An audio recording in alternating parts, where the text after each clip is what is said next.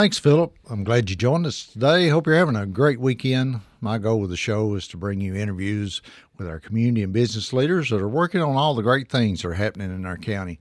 My guests today are two of those folks, Dal Harris and Chris Cassetty from the Highlands Residential Services. Good morning, gentlemen. Good morning, Randy. Good morning. Thank you for having us on. Oh, thank you for being on. For our listeners, Dal, that may not know, I've always known you as Cookeville Housing Authority, Yes. and a few years you changed your name to the Highlands. Can you tell us a little bit about that? Well, the Cookeville Housing Authority was established by the Cookeville City Council in 1956, chartered in 1956, and it became a regional housing authority shortly thereafter. It was Cookeville Housing Authority by the enabling legislation with the Cookeville City Council, and then chartered on the state of Tennessee accordingly that way. And it became the Regional Housing Authority as the development process went. Baxter, Monterey, Gainsborough, Salina, all good, Tennessee. And that over the years we got to the point where some of those counties, those entities, towns that we're speaking of, they kind of felt left out in the name somewhat. You're not Cookeville Housing Authority anymore. You're servicing multiple counties and multiple cities. That's right. And you may recall Mr. Joe Albright. Oh, yes, absolutely. Good friend. Joe Albright was a member of our board at the time, and he just kept recommending to the board that we consider changing our name. So we hired Roman Stone, W.D. Stone Associates, to do a little study for us, and they come back and recommended some names, and we became Highlands Residential Services because we are a regional housing authority and we serve the entire Upper Cumberland, really. Right. You've been with them a long time, haven't you, Dale? I'm in my 29th year. Wow. I started in September of 1992. And you're the executive director. The fifth executive director in the history of the Housing Authority. We had, who was the first director? What was his name? He was an attorney. Dale Bradshaw. Dale Bradshaw was one of the attorneys that worked with Walter Keith Crawford's office back years ago, and Dale Bradshaw helped set that up and was only the director for a short time. And then once the developments actually started, D-Row Brown. Wow. D-Row Brown ran his tour with the city council, and I believe the mayor of the city of Cookeville for a while, and he became director of the Housing Authority and was the second director of the Housing Authority for several years. And then when D-Row finally did retire, they hired Odell Huddleston. Odell Huddleston. I remember Odell. Odell Huddleston was a retired state trooper. Yes.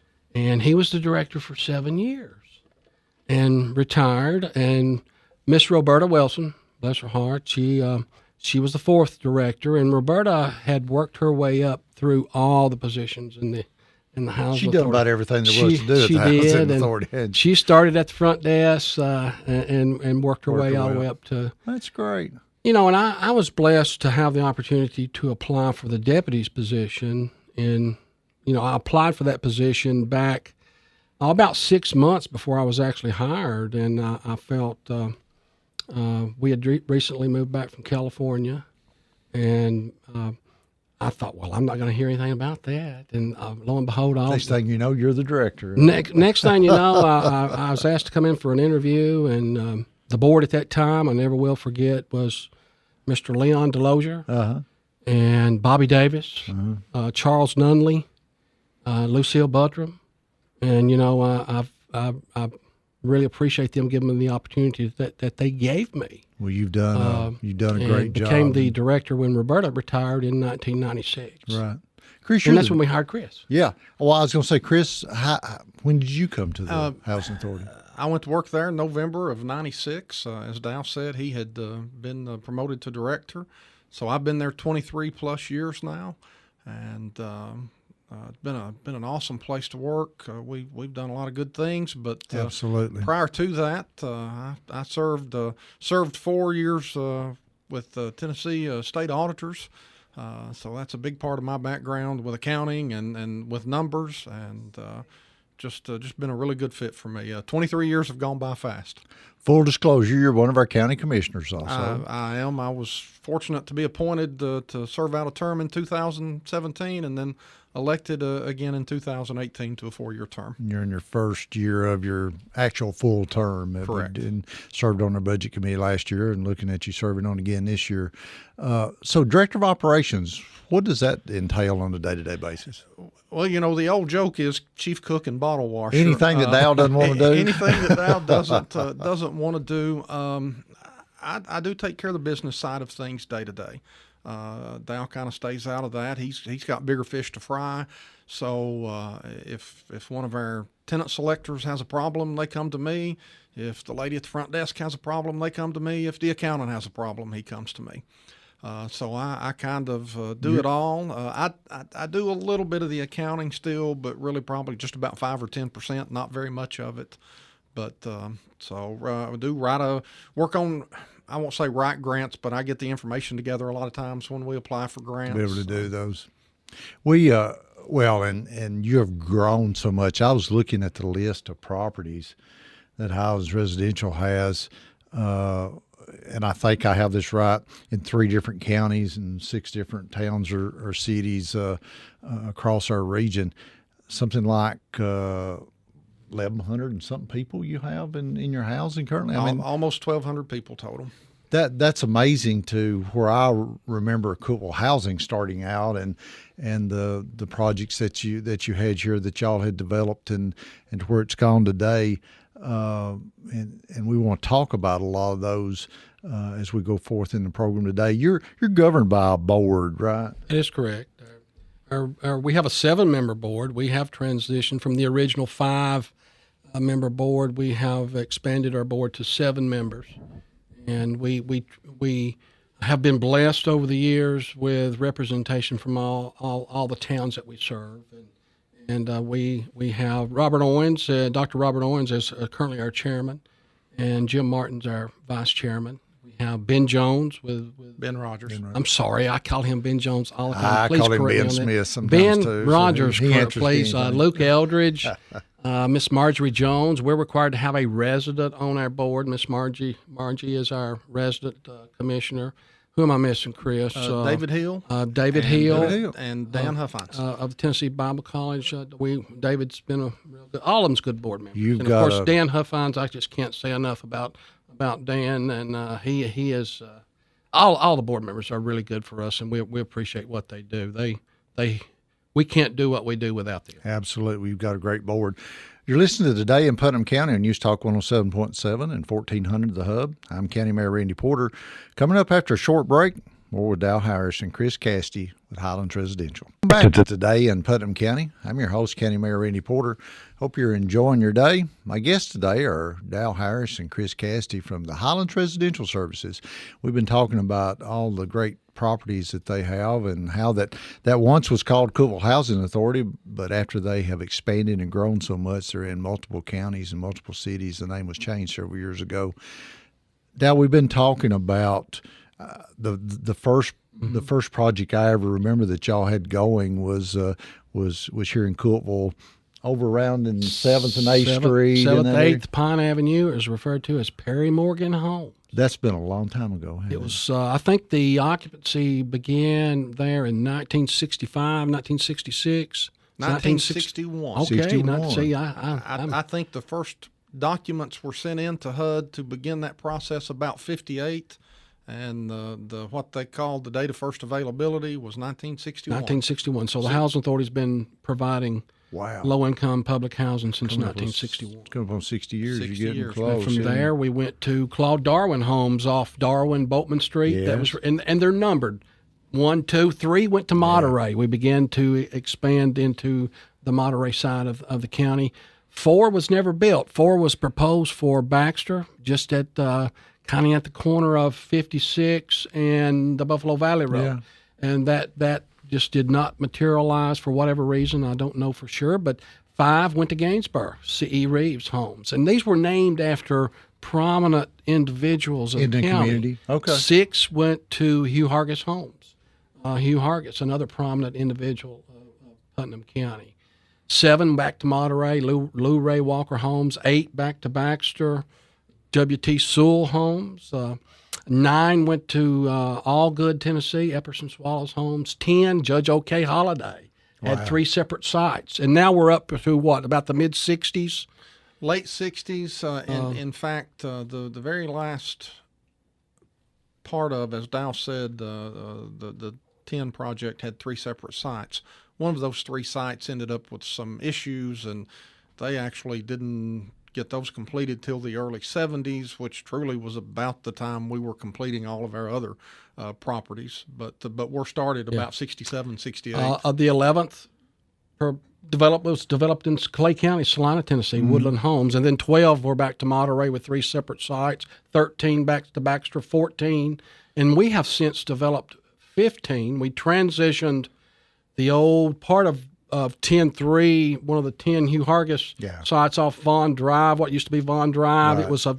It was just a real bad situation, and that was all torn down and redeveloped. Now we have Willow Heights, a 30-unit tax credit duplex type property that is just great for our community and serves the elderly population. Probably the biggest one that our listeners are probably going to remember is down on Willow, Stevens and Willow in that area there, when that was you actually sold that, and all those were demolished, correct?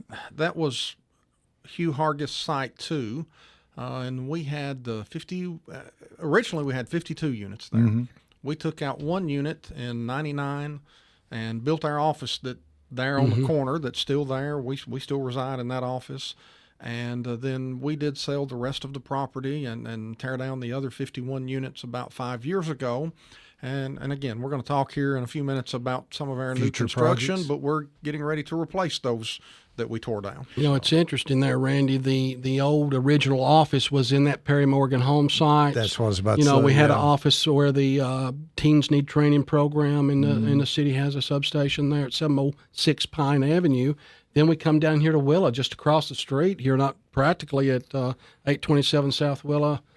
That's now, I think there's a brewery in there. We had the big gymnasium with YMCA and everything there. And then I think around 2001 is when we relocated to where we are now at the corner of Polly and Stevens with our third office administrative building. Your housing, the face of housing is changed.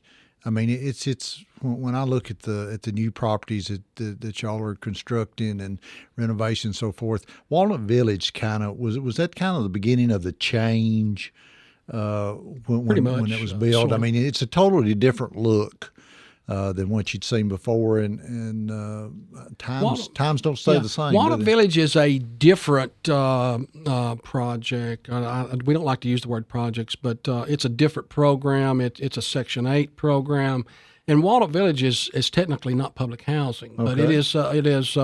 It's another entity. It's a separate entity, and Walnut Village was constructed in the late 70s, 1978, 1979, and It's still, we've recently remodeled that and give that a complete renovation. Totally new look. It's a beautiful place. It is. And, it's always been high demand. It serves elderly and disabled populations. And there's about 110 persons on average on the waiting list for Walnut Village. That's that's amazing, and y'all provide a great service. Let's talk about some of the new projects that you've got going.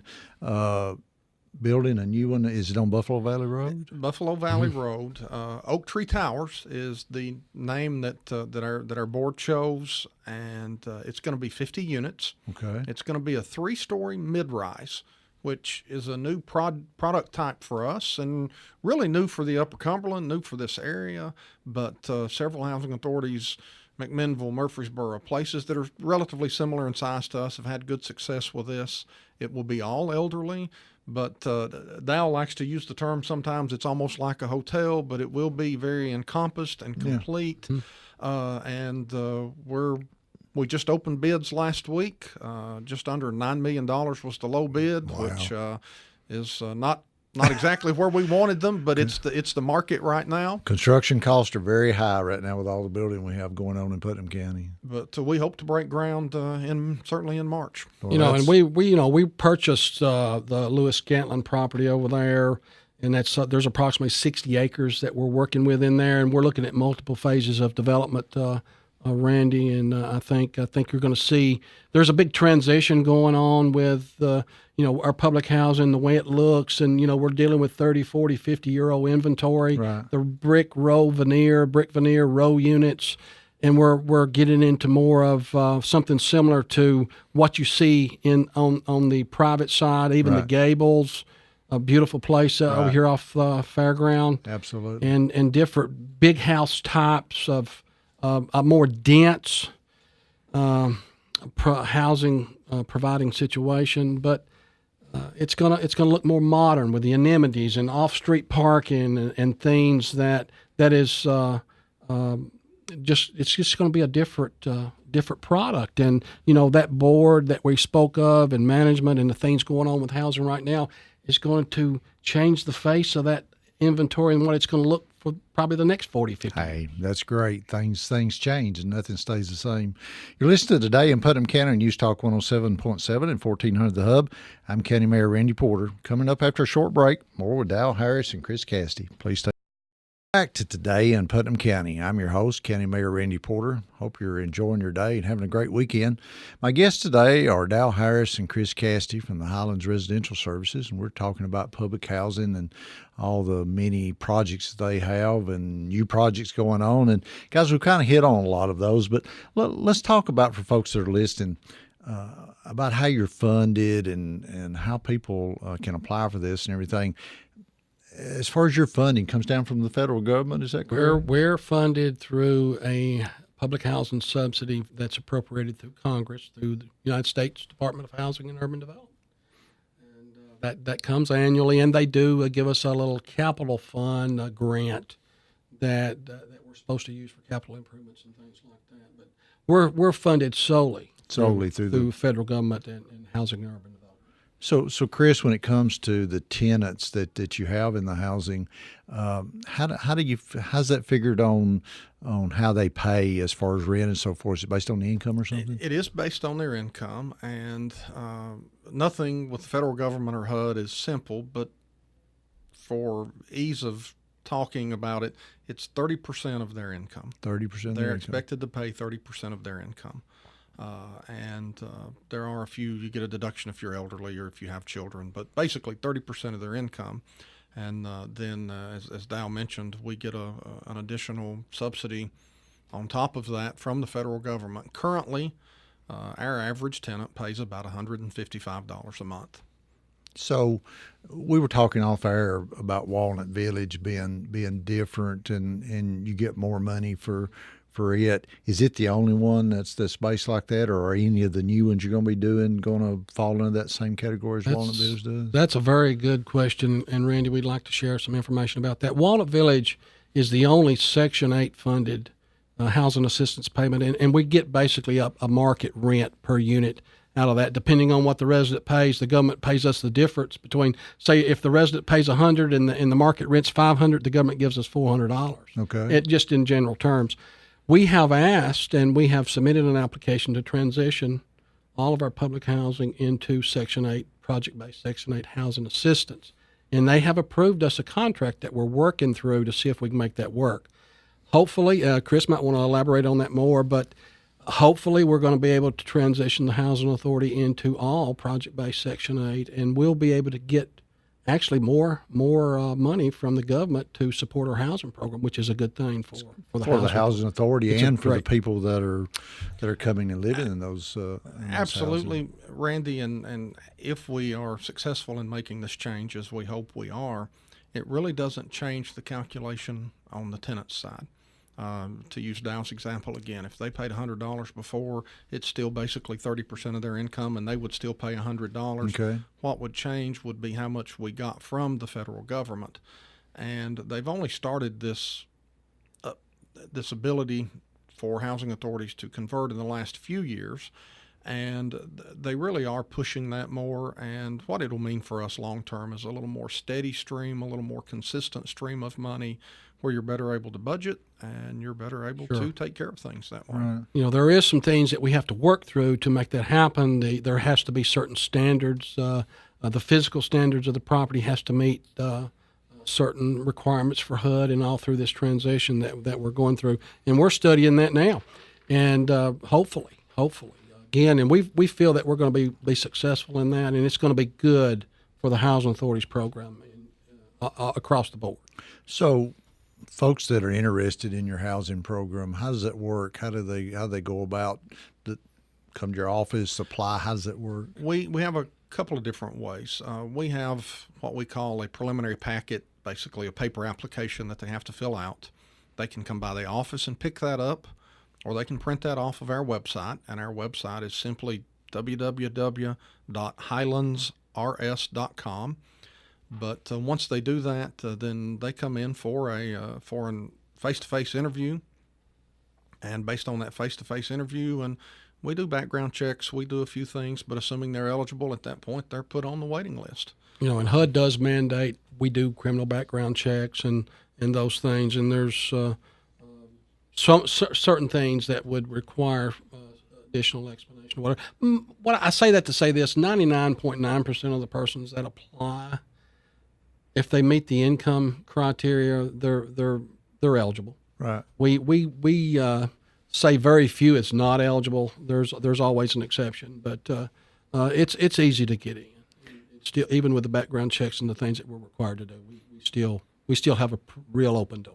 Is there a long waiting list for your facilities? We have a huge waiting list right now, Randy. As we mentioned, we're in the process of building these 50 new units, and that'll take a little of that backlog away. But our waiting list is approaching 200 people, and we don't advertise. We don't go out and look for applicants for that reason. And the truth of the matter is, I think people don't always apply once they realize how long our waiting list is. It's really discouraging. And not only have we recently renovated Walnut Village, and we're getting ready to build these 50 new units, we're in the process of applying for a tax credit grant that would hopefully build 60 more units. Wow. I tell people all the time, I really believe if I had 200 more units right now, I could fill them up tomorrow. Sure. And probably still have a waiting list. And still have a waiting list. So the interesting thing about that is funding. How do we get that money? HUD doesn't give us money to build anymore. So as far as the population that lives in your housing, mostly older folks, senior citizens, or not, or it really varies. Out the ages? It really varies, Randy, and it changes from time to time. 15, 20 years ago, we were probably close to 35, 40% elderly. That's kind of trended down. I would think now we're probably in the neighborhood of 19, 20, maybe 21% elderly. It just varies. It changes from time to time. We used to have certain sites that were designated strictly for the elderly. HUD has gotten away from that, so we don't have any specific designated elderly sites, with the exception of Willow Heights, the tax credit program. There's 30 units down there, and then Walnut Village is still designated elderly. But we have over 100 persons on the elderly waiting list for Walnut Village and Willow Heights alone. Right. And Oak Tree Towers is going to be 50 units of elderly housing. So it changes. It moves up and down. I hear folks talking about in the community about affordable housing. Putnam County has saw a huge boom when it comes to residential construction. Just in the last 5 years, about 1,700 new homes being built. But when I start looking, I see the numbers that come from our building and codes folks, and when they issue those permits, the average house being built today is $180,000-$85,000. Of course, you've got some that are in the 100,000 range, and you've got them up in the $200,000, $500,000 range too. But average runs about 185. People that may be working for minimum wage or working for just starting out, working for lower wages, it's impossible for those folks to be able to purchase a home or anything. So you're filling a void there that our community needs for folks that, whether they're elderly or they're brand new starting out, that they may not be able to afford to. That is correct. Afford housing. The requirement for public housing is 30% of area median income. That's where it caps. Now we're considering, with tax credits and some other development possibilities, that gap in between, just what you're talking about. We'd like to jump that up to 50% of area median and 60% of area median, and kind of hit that gap in between. and we've been asked to look at that, and we're looking to see how we can make that happen. All I'd like right. to mention one more thing, Randy, if I could. Our resident services department, we do much more than just provide housing. We're providing that housing. That's what we do. But our resident services department, I have to commend them for the programs, the activities for the kids and for the adults, and the things in the community support that we get from churches and banks and just all kinds of entities out there. It's across the board. Tennessee Tech, we have a tremendous support group that helps us do great things. Great. Well, y'all do a great job. I appreciate what both of you do as your service to the community and what the Highlands does for our community. And I thank you for being on the show today. Well, thank you for having us, Randy. We appreciate that. That's our show for today. I want to thank my guests, Al Harris and Chris Cassetty, for being here today. I hope you'll join us every Saturday morning at 10:30 and on Sunday afternoons at 2 for Today in Putnam County on News Talk 107.7 and 1400 The Hub. You can also download the WHUB app and listen to us on your cell phone. If you missed any of our shows, go to my website at randyporter.org. As always, thanks to Marconi Award winner Brent Carl Fleshman for producing my show each week. I'm County Mayor Randy Porter, hoping you have a great rest of your weekend, and may God continue to bless our great county.